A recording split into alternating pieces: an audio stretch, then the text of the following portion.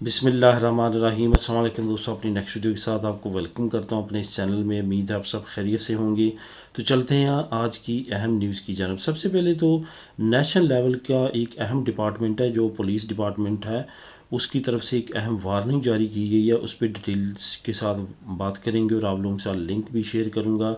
उसके बाद स्पेन हुकूमत की तरफ से एक अहम खुशखबरी है, अहम मसले का हल निकाला गया, वो क्या है उस पर बात करेंगे।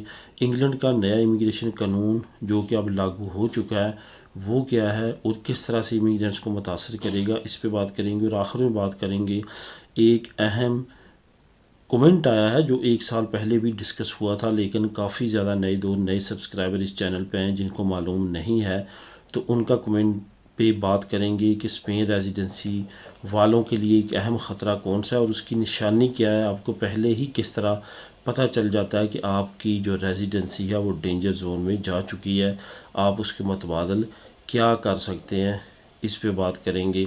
सबसे पहले तो आपने स्पेन पुलिस की तरफ से जो अहम वार्निंग है उस पे आपको मैं ख़बर देता हूँ। आपने उसका लिंक जो है वो डिस्क्रिप्शन में आपको मिलेगा, तो आप वहाँ पे ख़ुद भी रीड कर लेंगे।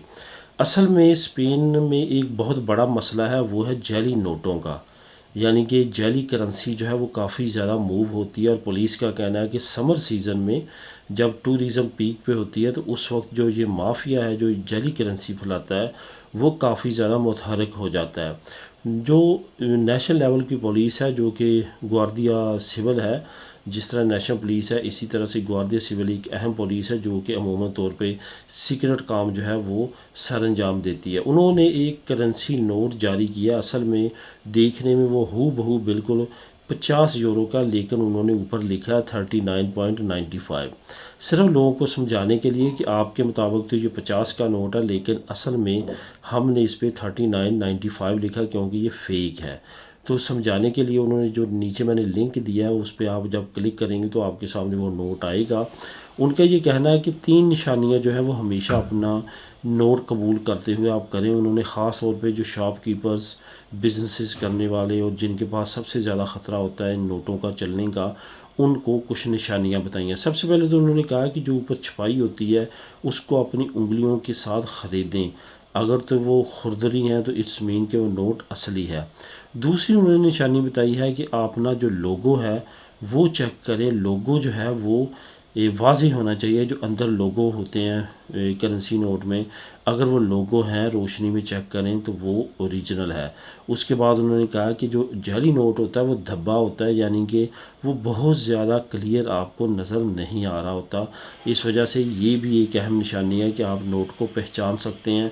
सबसे बेस्ट तो ये है कि जैसे कि बड़ा नोट आता है तो आपके पास कोई ना कोई स्कैनर या कोई ना कोई ऐसी डिवाइस होनी चाहिए जिससे ये पता चल सके कि आपका नोट असली है या नकली है जो कि आपने रिसीव किया है।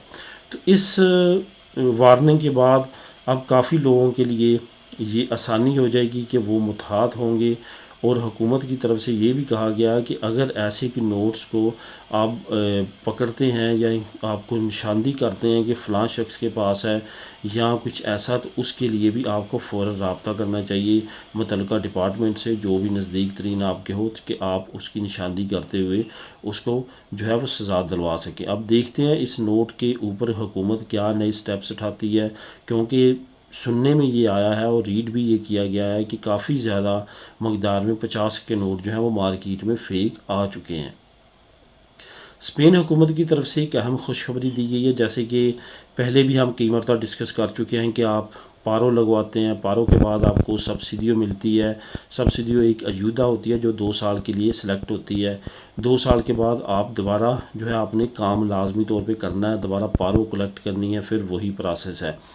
तो इस सिलसिले में कुछ ऐसी चीज़ें, कुछ ऐसी फैमिलीज़ की शिकायत हुकूमत को मसूल हुई हैं कि 2 साल के बाद भी उनको अगर काम नहीं मिला तो वो काफ़ी ज़्यादा प्रॉब्लम में रहे।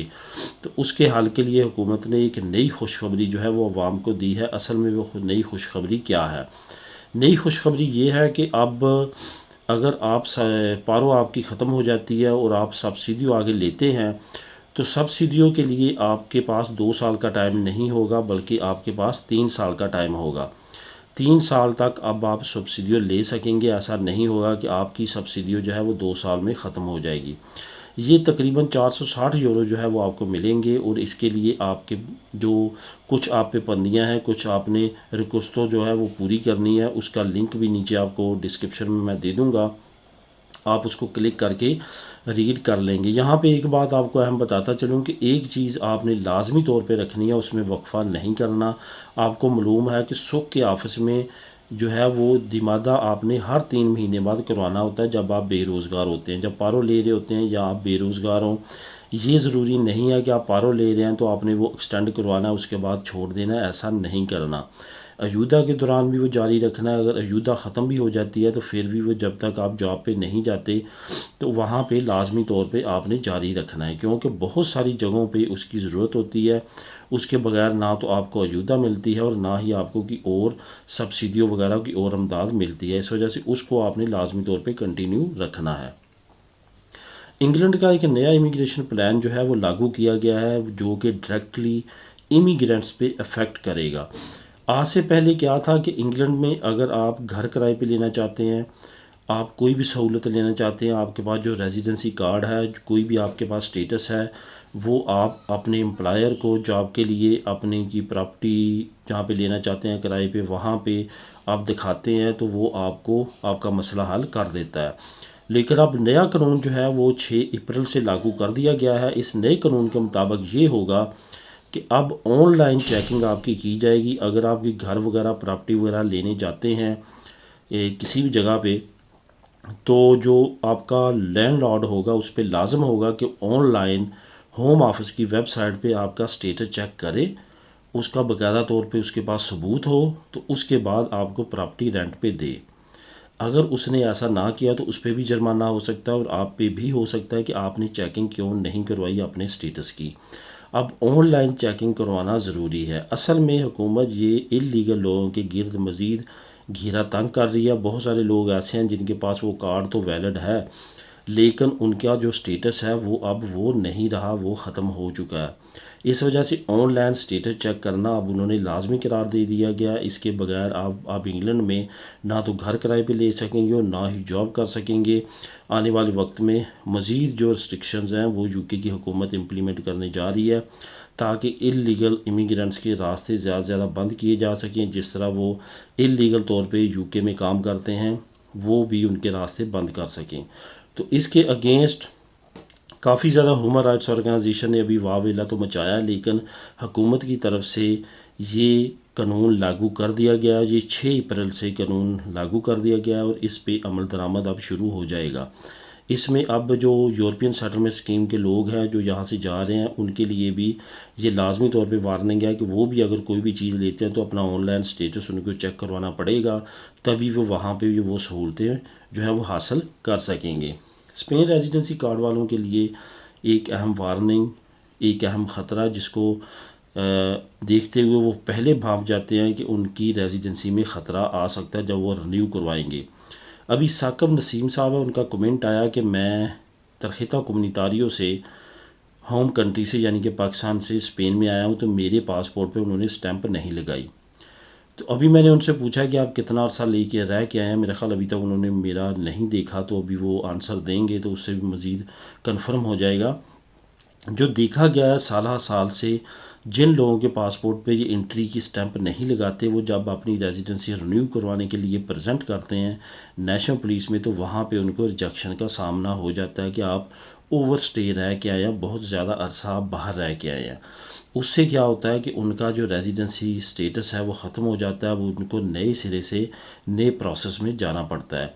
इस वजह से जो लोग इस तरह की कंडीशन से गुज़र रहे हैं, जिनके पासपोर्ट पे स्टैंप नहीं लगी, वो लाजमी तौर पे अपने वकीलों के साथ और अपना मतबादल जो है वो सोचना शुरू करें, ताकि अगर खुदा न खास्ता उनके साथ इस तरह की सिचुएशन आती है तो वो उसका हल निकाल सकें। यहाँ पे एक बात और भी बताता चलूँ, बहुत सारे लोग ऐसे हैं जिनके साथ प्रॉब्लम आई है, जिन पे स्टैंप भी लगी थी और वो ओवर स्टे रह के आए थे, तो उनके लिए भी ये मसला बन सकता है। ये ज़रूरी नहीं है कि जिनके स्टैंप नहीं लगी उनके लिए ही ये मसला हो। कुछ लोग ऐसे हैं जो बहुत लंबा लंबा सा रह के आए हैं, उन पर स्टैंप लगाई उन्होंने एंट्री की, लेकिन उनके लिए मसला बना। लेकिन मैंने अब तक जितने देखे हैं जिनके स्टैंप नहीं लगी, उनके लिए इन्होंने मसला बनाया जब वो रिन्यू करने गए हैं अपना कार्ड। तो दोस्तों, ये थी आज की अहम न्यूज़ और मालूमात। मिलेंगे नेक्स्ट वीडियो में। अल्लाह हाफिज़।